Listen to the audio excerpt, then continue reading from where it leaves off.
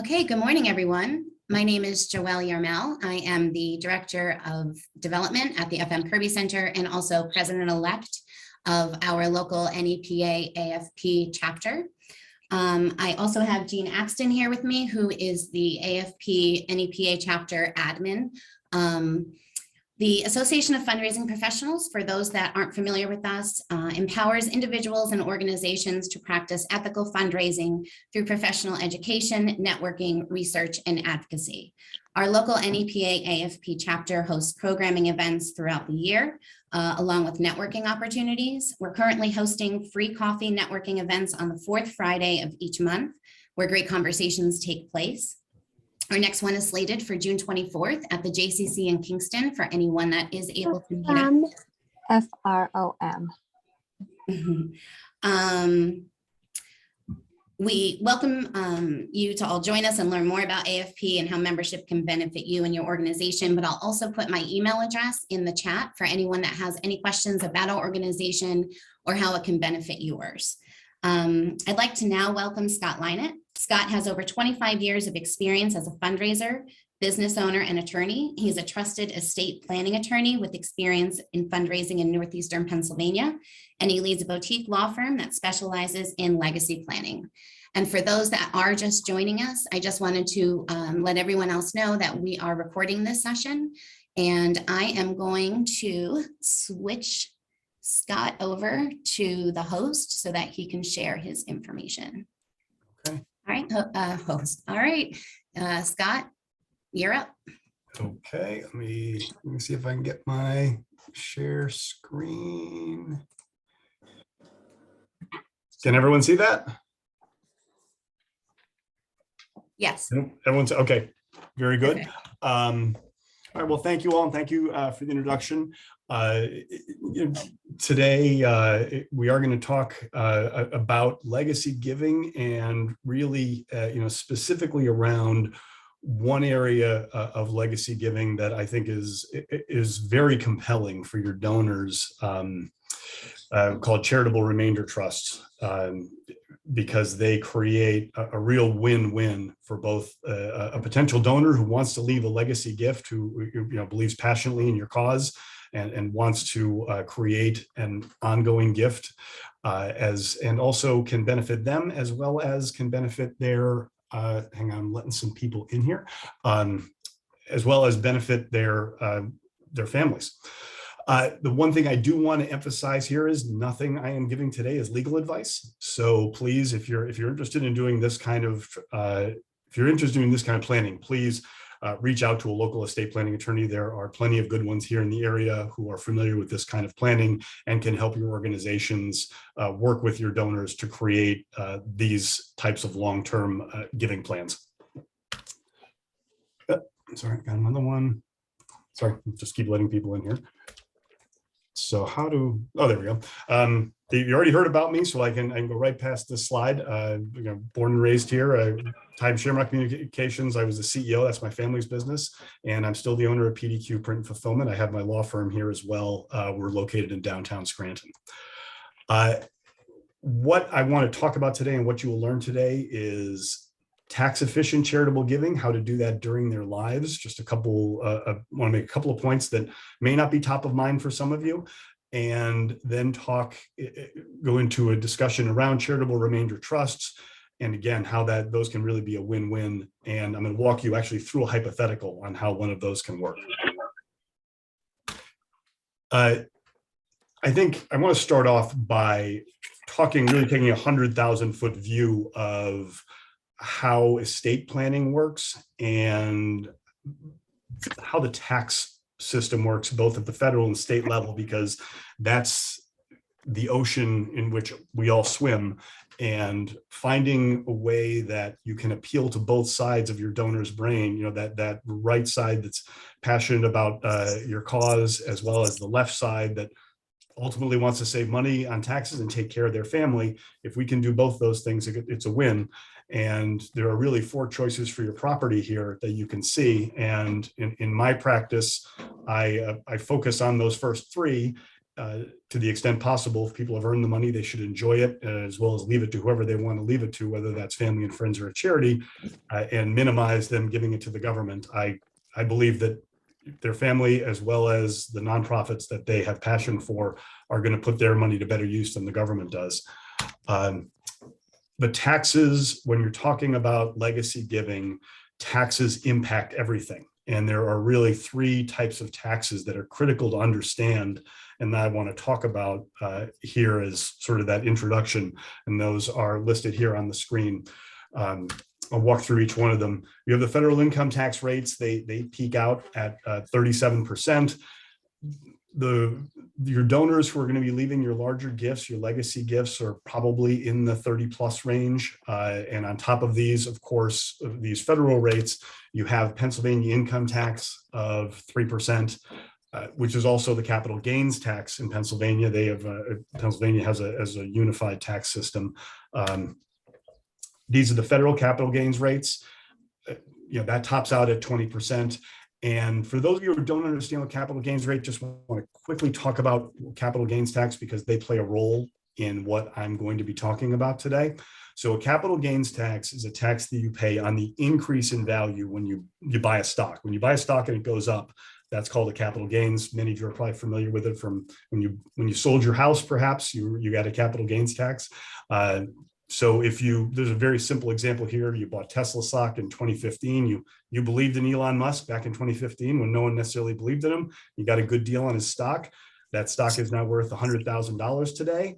You sell your Tesla stock, you're going to owe tax on that $90,000. And that's a combined federal and state rate of 26.87%. Thank you. In this hypothetical, if I could just ask anyone to please mute your phones. Anyone who's got their phones on, or just please mute it. We're just hearing some background noise. And so you have to pay the let me just interrupt you 1 second. Like Scott just said, if you can please mute your phones or your computers. We do hear some chatter in the background and it's breaking up Scott's presentation. Please. Christina DiStefano, would you mind please muting?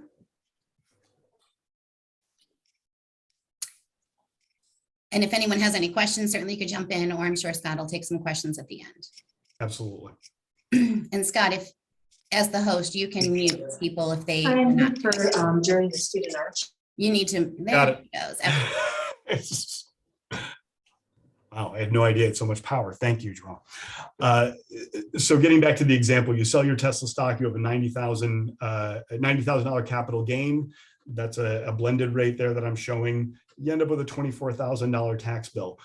We're going to come back and revisit why that's important as we talk about legacy giving, because that's a really important number to understand. Any questions, just please chime in. Don't hesitate to interrupt me as we go along here. Estate and inheritance taxes, you have the federal estate tax rate is currently 40%. We are living in a very interesting time in that there's a $12 million exemption for individual. That number used to be $5 million, that doubled under the Trump administration. However, it is set to sunset on December 31st, 2025, at which point it's going to drop back down to about $6 million. If Congress does nothing, I'm always a person who bets on Congress doing nothing. So we will see how that plays out. And then you also have the Pennsylvania inheritance tax. That's and you can see those rates there. That is on top of every federal estate tax. There is no exemption on the Pennsylvania inheritance tax. So we are one of only, I believe, 12 states in the United States that have an inheritance tax. So that is a significant number that impacts many people. So here's just an overview of the tax laws that are important to understand in charitable giving. Number one, there's the income tax. Number two, there's capital gains. And number three, there's the estate and inheritance taxes. All of these are going to play a role in your donors' minds when they're thinking about giving. And if you can show them how to save money in these areas while simultaneously supporting your mission, I think it makes for a really compelling story for you to be able to tell, and I'm going to show you some ways that you can do that today. Here are the types of charitable gifts, and these are the outright. These are ones during life, so these are not legacy gifts. These are just the gifts that give people during life. You have cash, and I'm betting, and perhaps I'm wrong, but I'm betting that for the folks on this call, 90% of your gifts come in cash. I would argue strongly that you should really look at that second category and focus your efforts, because there are some tax benefits that you can give your donors with appreciated marketable securities that are better than cash, and also give you an opportunity to get them thinking differently about how to support your organization. And I want to show you that. So remember, cash is not king. I'm just admitting someone else here. Okay. Cash is not king when it comes to donations, especially with many of your donors who are perhaps high net worth individuals or just people with decent stock portfolios. So if you can look at the left and the right there over what happens with a cash gift versus, hang on, just mute somebody there. With a cash gift versus a gift of appreciated stock. On the left, you have the cash gift. The donor sells the $10,000 worth of stock. And I'm just making my life easy by having the zero cost basis, so the math is easy. The donor has to pay a capital gains on that, so they pay the capital gains and then they donate $7,313 to your organization. It's great. You get a $7,313 gift. The donor gets a $7,313 cash deduction, but the government gets $2,600, almost $2,700. If, on the other hand, that donor donated $10,000 worth of stock to you directly without actually cashing it in beforehand, that donor doesn't pay a capital gains tax. They save that $2,300, almost $2,700. Your organization gets that instead, and the donor gets the full benefit of a $10,000 tax deduction. So I had a story. A friend of mine who was a financial advisor, he was having his Christmas party a few years ago, and one of his larger clients came up to him and said, "Hey, I want to thank you so much. You helped me out with that liquidation of that position a few months ago, and it really made a difference." And my friend was like, "What are you talking about?" And he said, "Well, I needed that money. I wanted to make a big donation to my alma mater.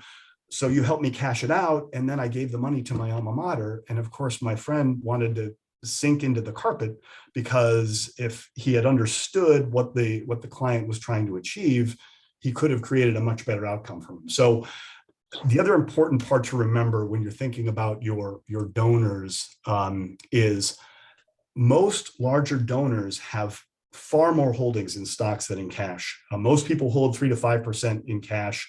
Financial advisors will tell you don't hold more than 10 in cash, especially in an inflationary environment like today. Most donors only think about that little part of their assets when they're thinking about giving to your organization. If you can put them in a mindset where they're thinking about that other 95% of their wealth as potential gifts, and you show them how they can save a capital gains tax, you put yourself in a much better position to get larger gifts for your organization, and once again, save your donors on their tax bill. Any thoughts on that or any questions about that? I'm happy to take those. But I have a quick question. Sure. Scott, this is Lauren from King's. Maybe this isn't the same thing, but so does this work the same way for IRAs? Like, so say somebody was going to leave an IRA to a nonprofit, would they the same way like not have to pay any taxes on the IRA if they gave it to the nonprofit instead of their beneficiary? You have set me up beautifully, because that's my second bullet point here, Lauren. Oh, okay. Go ahead then. Sorry. No, that's okay. Thank you.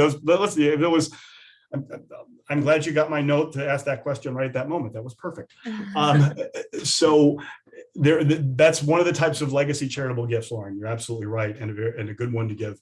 There are three key types of legacy gifts. Number one is the outright bequest. Someone leaves $10,000 to your organization in their will.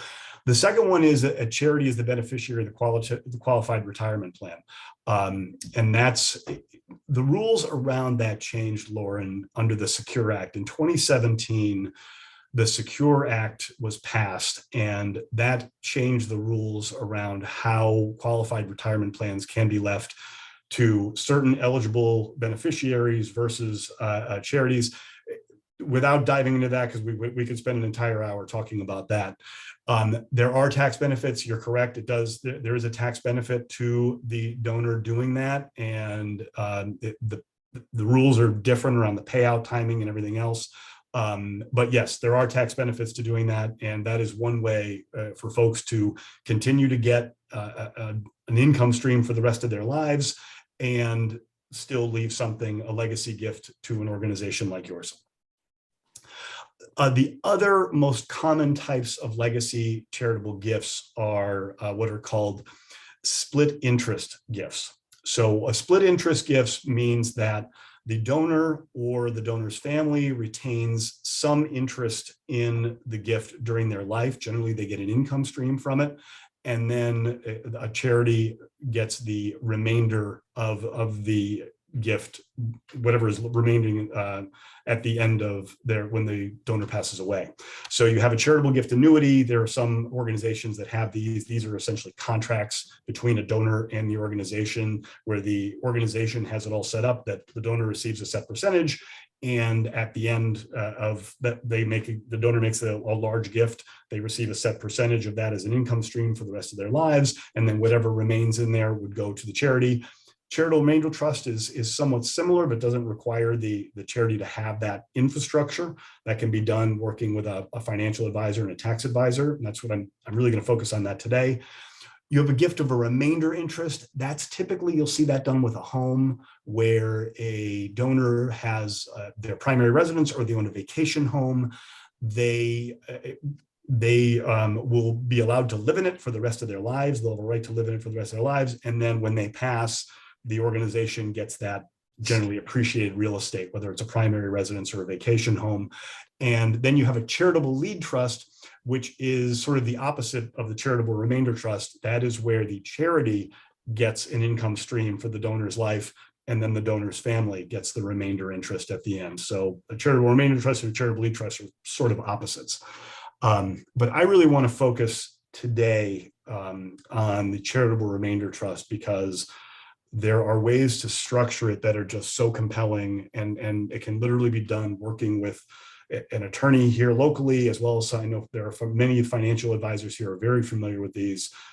You may have some of these advisors on your board that you can work with who can help you with this. So it can be done without a ton of, they're not easy to do, but it doesn't require a ton of infrastructure for your organizations to build before you have these.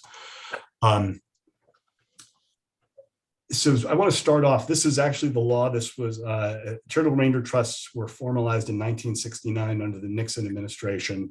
I was not practicing law then. I was born, however. And this is, we're going to spend the next 40 minutes talking about it. Charitable remainder trust is a trust that provides for a specified distribution, at least annually, that's the income stream, to one or more beneficiaries. That's usually the grantor, who's the donor themselves, or they've done it, they have the money, they have the income stream going to their family, at least one of which is not a charity, for life or a term of years. So you can have it be for the entire life of the donor, or you can say this is going to be 10 years or 20 years, and then that will impact the math on how the IRS looks at these. And then there is an irrevocable remainder interest that then goes to the charity at the end. So that's the Treasury regulation related to that, and that is that's the law that created this. Charitable remainder trusts are tax exempt, except to the extent they realize unrelated business taxable income, which is way too complicated to get into here, but generally they are tax exempt. And when you sell them, when you were to sell when the charity, after the person passes, if you were to sell that interest, there is no taxable event for you as well. And they are not subject to the 3.8% net investment income tax under Obamacare that I referred to earlier, that's added on to the capital gains tax. So a lot of this is really hypothetical. But I'm going to dive into an example to make it concrete and show you how it would work in the real world. So this is a flow chart over how a charitable remainder trust would work. The donor takes the property, which is over here on the left. They donate it into the remainder trust. Now they get an income tax deduction based on what's called the net present value of the money they put in. And I'll talk more about that when I give you the example. So it wouldn't be, if they put $1 million into a remainder trust, they wouldn't get a full $1 million tax income deduction or income tax deduction. They would get an income tax deduction based on what ultimately, based on the IRS formulas, what's ultimately going to pass over. It's a non-taxable event. So when they pass that over, they do not pay a capital gains. Even though they're getting that full income, they're getting that income tax deduction, they're not paying a capital gains tax on that event. And the trustee controls the investments that are inside that remainder trust here. And ideally, if I know many of you have larger endowments, I'm sure you work with very good financial advisors and investment managers.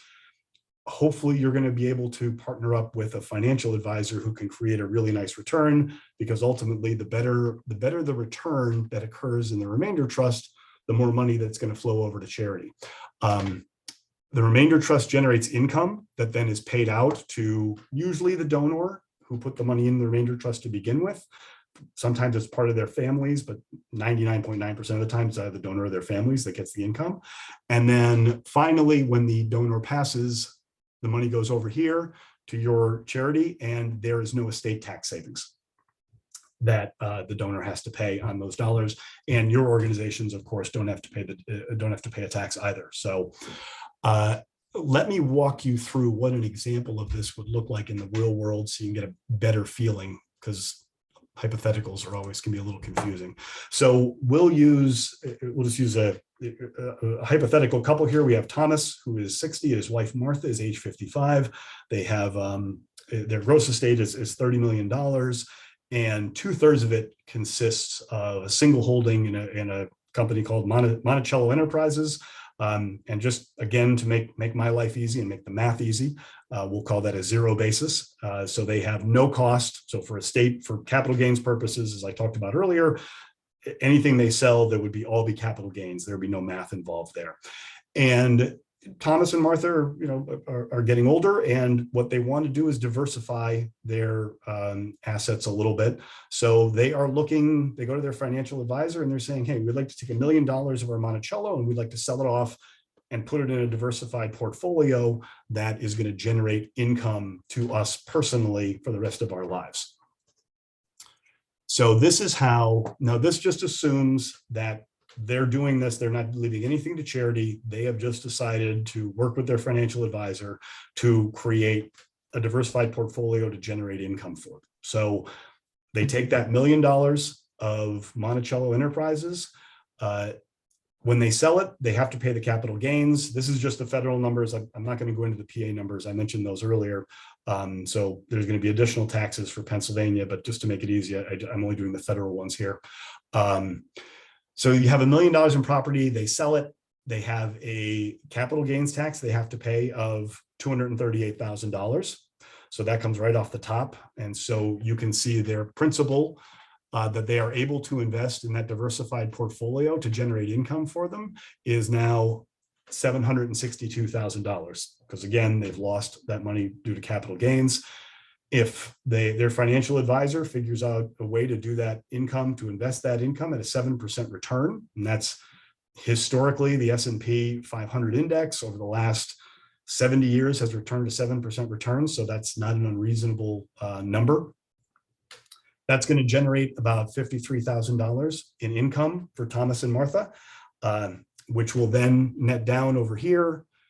Their net, just including the federal taxes, they're going to get about $33,000 a year in actual income for them to use.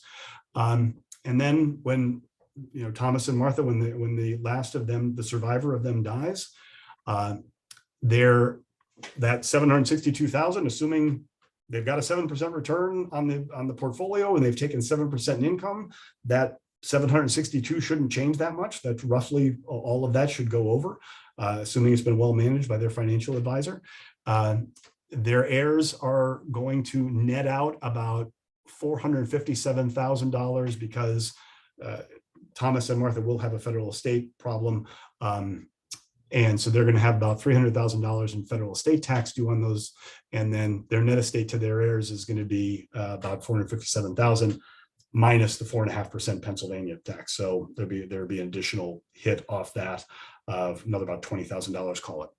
So that is how it works. If Thomas and Martha just want to diversify their portfolio, they work with their financial advisor, and this is what they come up with. As an alternative, and let's say Thomas and Martha are also passionate believers in your cause and they would like to leave something make a gift to your organization, you can set up a charitable remainder trust for them. So a charitable remainder trust, they take that same $1 million and they put it into the charitable remainder trust. They are the lifetime beneficiaries of that trust, and your organization is the remainder beneficiary. That is a non-taxable event when they pass that $1 million into the charitable remainder trust. So they don't have to spend $238,000 and give it to the government.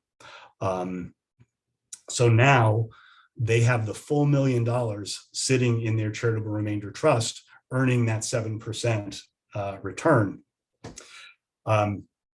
That creates additional income, as you can see here. Instead of getting that $53,000, now they're getting $70,000. Now this is all taxable income. This is still taxable income to them, so they're still going to have to pay that. But the other benefit they receive when they donate this property, they're actually going to receive a tax deduction of $142,490. That's based on what's called the 75-20 rate under the IRS rules, which I'm sure some of the folks on this call are familiar with. That's the base interest rate that you have to use. That number was 1.6%. Now with what the Fed has been doing, it's up to 3.6%. But when you create a charitable remainder trust, you don't get the full credit on your current income tax for the $1 million you put in. You only get credit for what the IRS projects your property is going to be worth based on the actuarial tables and based on the 75-20 rate. And I know I'm going deep here, so I apologize. But the important thing to know is that this number down here needs to be at least 10% of the value of this property. And there are programs and accountants out there who can help you do the math, but this number needs to be at least $100,000 for it to qualify as a charitable remainder trust under the IRS rules. As long as this number is more than 10% of the number you're donating in, it's going to work, and the IRS is going to allow this. But again, the nice story with this math, and this math is all accurate, it's actually based on the 1.6 rate, not the 3.6. I haven't adjusted for that because that just happened this month. But if you look at the savings to Tom and Martha, that's tax savings today because they're able to deduct this from their current income. They're going to be getting this trust income for the rest of their lives. That's an increase from what they would have done had they not done a charitable remainder trust. After the second of Thomas and Martha dies, once again, assuming you've got some good financial managers out there who are able to return 7%, which is what Thomas and Martha are taking out, that number can be $1 million. Depending if it's well managed, it can be more. So, and also there's no federal estate tax. So that number you saw on the previous screen of the federal estate tax that the heirs were going to have to pay of over $300,000, that does not exist here. So any questions about this and sort of at a high level, how a charitable remainder trust would work? No? So the next big question is, well, what about the kids? Because of course, that's the question. Some folks like Martha and Tom might be happy to not, their kids are going to get plenty, so they'd be okay with it. But if not, obviously the children could be the fly in the ointment here, at least as far as your organizations are concerned. But there's a really neat way that you can pair life insurance with a charitable remainder trust, and everybody comes out a winner.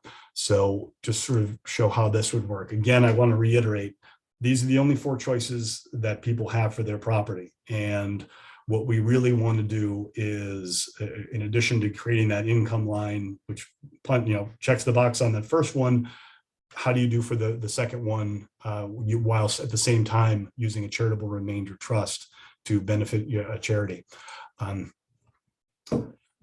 So a great way to create a win for everyone involved here is to pair a charitable remainder trust with what's called an ILIT, which is an irrevocable life insurance trust.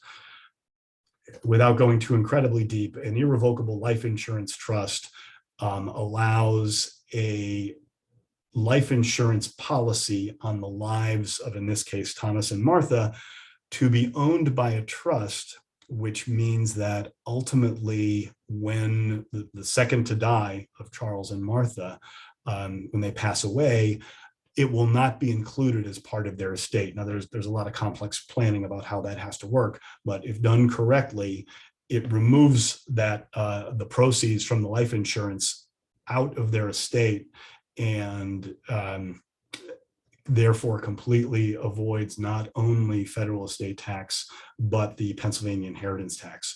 So when you pair a charitable remainder trust with an ILIT, an irrevocable life insurance trust, you can see across the top there, this is the same thing we just looked at a moment ago. You have the $1 million in property. It goes into the charitable remainder trust. It's generating that 7% income that we talked about for Thomas and Martha for the rest of their lives. And then at the end, when the survivor of them passes, that $1 million, assuming it's been well managed, it can go to one of your organizations. At the same time, and these are just numbers I looked up really quickly a couple of days ago, based on Thomas and Martha's ages, you have Thomas at 60 and Martha at 55, you could get a second to die $1 million life insurance policy for about $12,000 a year. You may remember from the previous slides that Thomas and Martha were going to be getting an extra $16,000 a year before taxes from the way they did this planning. So after taxes, that number is going to be about 10 grand, call it, plus the money that they saved, the money that they got in the tax deduction on the earlier slide as well. They had a tax deduction when they put the property into the charitable remainder trust. They had tax savings of about $50,000. So between the $50,000 that they saved with the income tax deduction they got the year they put the property in, plus the additional money that they're getting from the charitable remainder trust, essentially this life insurance policy, this second to die policy, is paid for by the tax planning that they were able to do working with their attorney and their accountant and their financial advisor.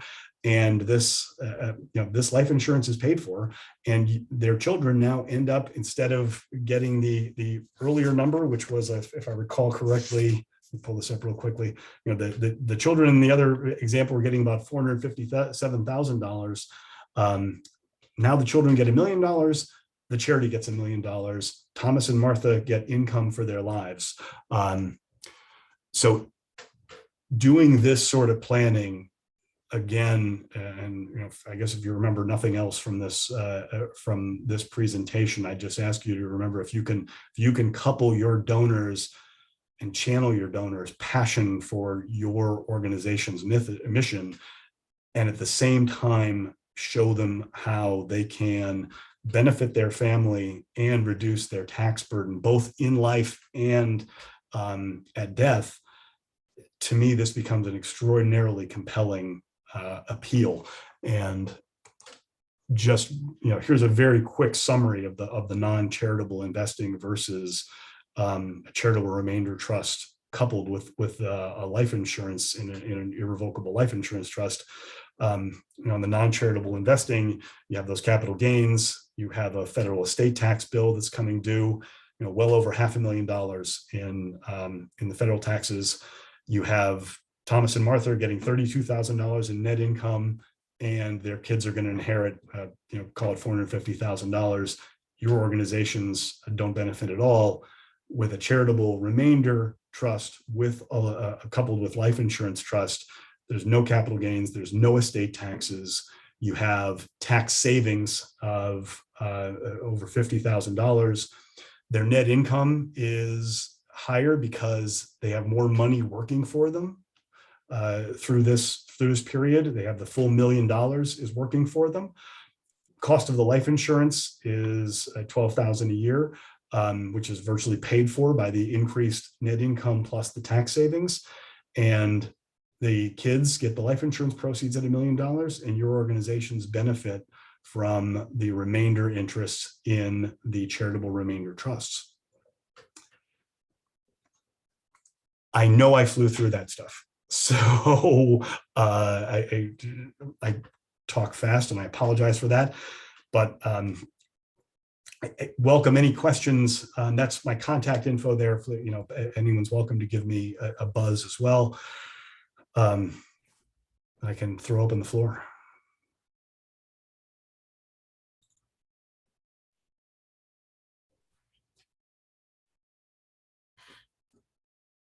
Estelle, are you trying to ask a question? I think you're muted. I'm in the wrong place. What was my question? Oh, how do you, for a relatively small nonprofit, how do you begin to introduce these concepts to your members or potential donors?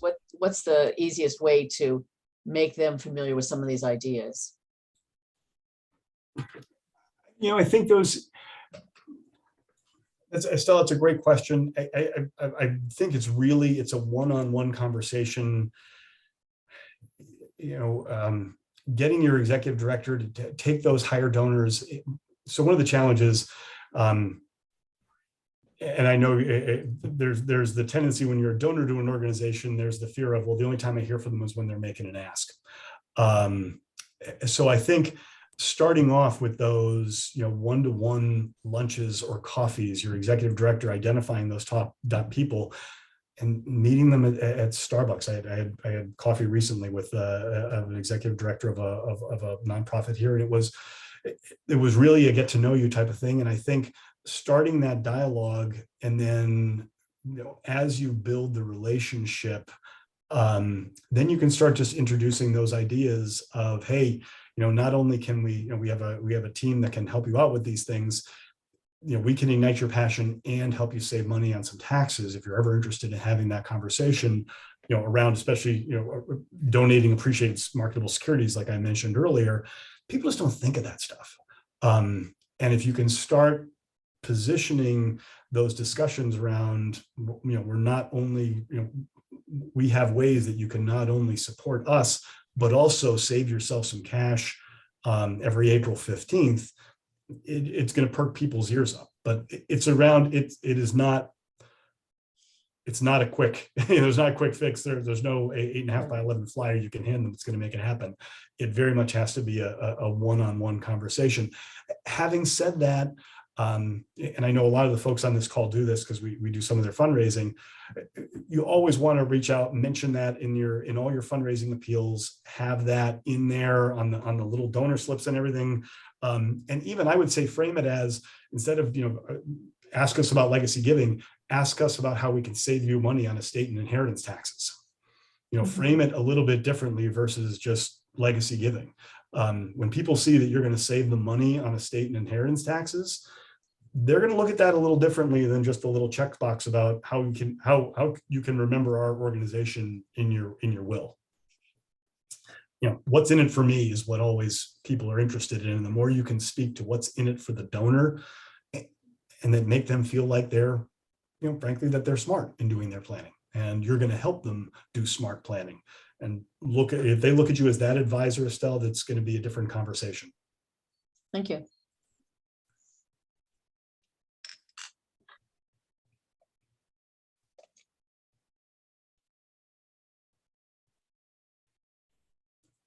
Any other questions? Or Hey, Scott, I was just going to add the same thing. It's Joanne and Chris over at St. Joe's. Hello, Joanne. Hello.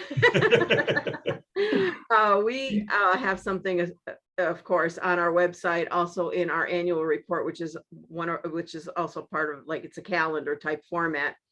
And a wise person once told us, keep that going in your newsletter. So we've been putting it in the newsletter. So thank you very much. It's important to keep it out there and keep it in front of people, just so that, you know, you never know when you're going to hit them at exactly the right time that they need to make that contact. So just keep putting it out there is the only thing that I wanted to share. Yeah, Joanne, that's a great point. I know you and I have had this conversation. When you are absolutely sick and tired of hearing yourself say it, that's when people are just starting to hear it. So just always keep it out there, because Joanne is exactly right. You never know that moment.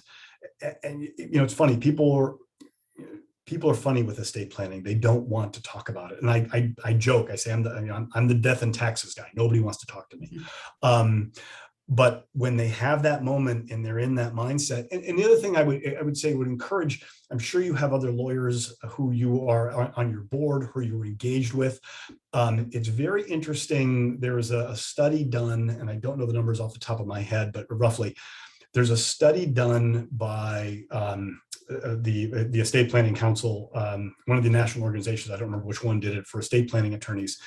And they said, if lawyers don't ask about it, about 5% of their clients will want to give a legacy gift to an organization. If they ask the question, would you like to give money for charity, during just to every client when you're sitting down with them, and it's a habit that I'm into, that number jumps to about 10. If you frame the question as, many of my clients give legacy gifts to organizations, can you tell me about a cause that you are passionate about? That number goes up to 15%. So even framing the question, and if you have lawyers on your boards, and I'm sure many of you do who do this sort of work, even if they start to frame the question a little bit differently and just ask their clients, is there a cause you're passionate about, and just gets them thinking in that mode, it triples the rate of charitable giving in estates. So there's something that can be done in that moment, sort of Estelle's, when you have them in that frame of mind, as Estelle mentioned, that's the one you can bring it out and really speak to their passions. That's a really good tip, Scott. All of the information that you shared today is so informative. A lot of it was new to me, but I will say my biggest struggle with legacy giving is the ask, is just even bringing up the conversation. And I think that was a really nice segue. With our organization, we do put like a checkbox on our annual membership cards that go out monthly, just saying, we do have, a planned giving campaign if you're interested in talking a little bit more, which is a very gentle ask, kind of making them an opt-in type of thing. We don't get a ton of people checking that box, but certainly that phone call is a lot easier to make than, hey, so where are you leaving your money when you're no longer here? It's just, I think about my parents, who are, never going to die, but they are charitable. And I would hate if someone came to them and perhaps didn't make the conversation, didn't set it up correctly. So there is a very delicate way that you have to handle it. And that approach is something that I'm trying to learn how to do.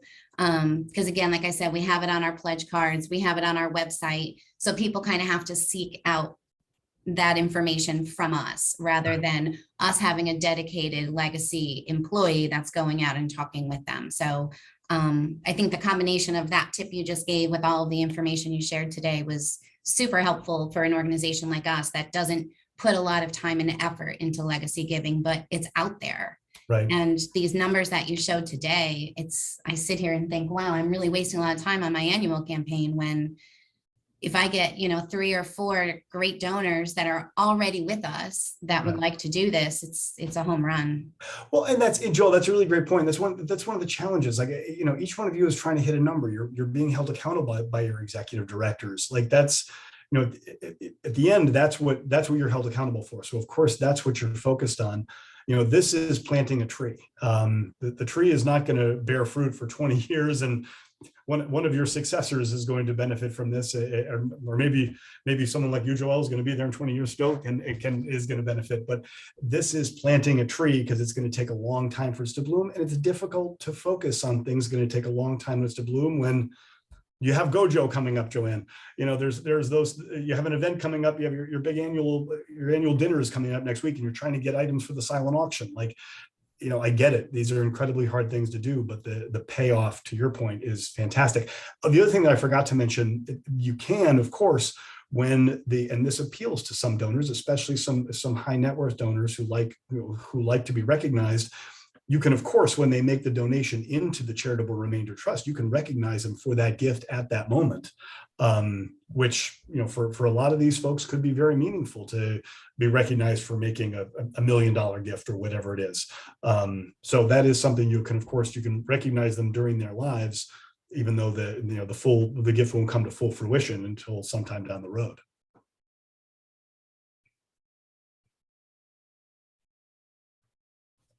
Any other questions or? Wonderful. Well, Scott, thank you so much. This was such a great program. We will be uploading this Zoom to our website. So we will give everyone that link so that you can utilize it, share it. And also I put my email address in the chat. Should anyone have any questions about AFP or any programming we have coming up, and also Scott's information, I believe, is on the screen for all of you. So thank you all so much. And Scott, that was awesome. We really appreciate you taking the time to share with us today. Yes, thank you, Scott. Thank you very much. Perfect, guys. Thank you. Thanks. Have a great day, everyone. Thanks. Thank you very much. Bye. Thanks.